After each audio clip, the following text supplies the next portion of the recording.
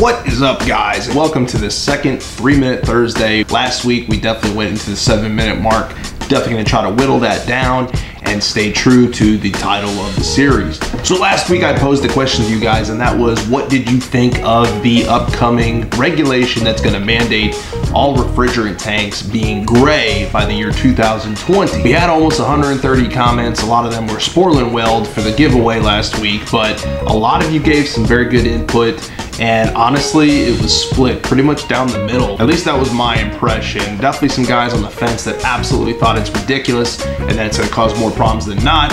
And then another half of you that felt that, hey, what's the big deal? You know, just learn to read. I think at the end of the day, after dwelling on it a little bit, I fall on the side of thinking, it's probably not a bad idea. With any big change to an industry, there's always gonna be some growing pains. So I think if we can get over those humps down the road, once it becomes an industry standard for a few years, it's probably gonna actually make things a lot easier, a lot less complicated to just have one color, print the name. I don't see what the issue is there. My favorite comment of the week actually ties directly into that video in the comments regarding that issue. And that comment came from Addison, who wrote, maybe we should give every refrigerant a different smell. One could be banana pudding, another one could be bacon. I mean, a little de minimis release, you get a nice smell and you know exactly what you got.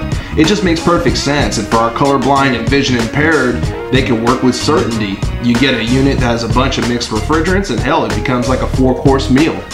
Addison, that's a fantastic idea, and though I think you were joking, it'd be pretty sweet. My question for this week is gonna go to another area altogether, and that is VRF, variable refrigerant flow technology. I've talked about it a little bit in some other videos, but my question is referring to an article I read on AKHVAC, the news, digital publication for heating and air contractors. And in the May 17th, 2018 edition, they had an article about the DoD, or branches of the military, that are actually very concerned with the technology now.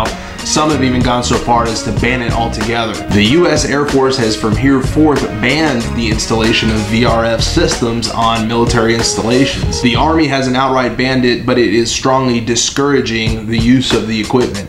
Yet on the other side of the coin, you've got the Navy, who still advocates for it greatly and has issued no type of ban whatsoever and continues to install it to this day. There was a bulletin that came out from the Army Corps of Engineers, and they listed at least 2 or 3 bullet points of why concerns have been raised. Concern over refrigerant concentration, as a typically sized VRF system contains enough refrigerant to potentially asphyxiate occupants in the event of refrigerant leaks. Number 2 is difficulty in locating refrigerant leaks due to long refrigerant lines that are common with VRF systems. And 3, proprietary controls used by many VRF systems which are in conflict with the legal requirements of using open protocol systems.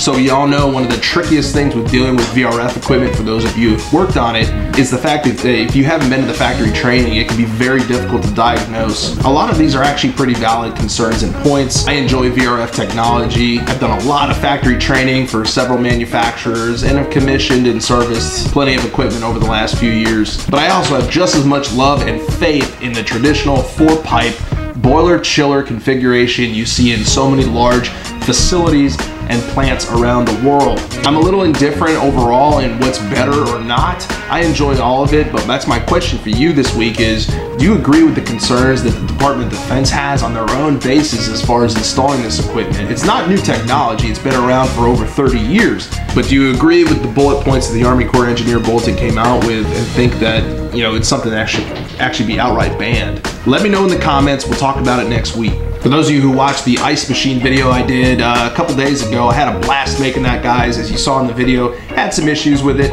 as far as getting used to the new camera setup, the GoPro. GoPro is like the Apple of cameras, like totally exclusive on their parts and compatibility with anything. Like any kind of accessory, it's gotta be, you know, the GoPro style of it, and just outrageous expense for some of this stuff. So the microphone is terrible on it, so I had to get an external mic that I'll be able to mount onto the GoPro to get better audio from here out. Of course, GoPro decided to make a proprietary jack for the input, so I need to buy an adapter, and this adapter is a 3-inch wire that allows you to put a headphone jack in one side, the other into the camera. $50. $49.99 on Amazon for this adapter. It is freaking outrageous. It's frustrating, but it does give you some really cool vantage points, and I'm gonna try to work with it and make it a part of these videos from here out, at least for point of view shots. In the meantime, while I save up for 2 years to buy this adapter, my daughter's been doing some quality control and testing on the camera to see how it works out. Frankly, I think she's gonna push me out of a job soon on YouTube. I'm going up the stairs right now. You can't really see me because it's really dark. I have rocks right here. See? Are they cute? Well, everything that you have. You want to see me? Whoa! If you want to see more of my videos, just search for my name. You know what my name is, right? Yeah, Ella. And you know how to spell it, right? Yeah, E-L-O. Hey, that's Ella. See you. Goodbye. 5 years old, and you know what? She's a product of our generation. So anyways, guys, that's about it.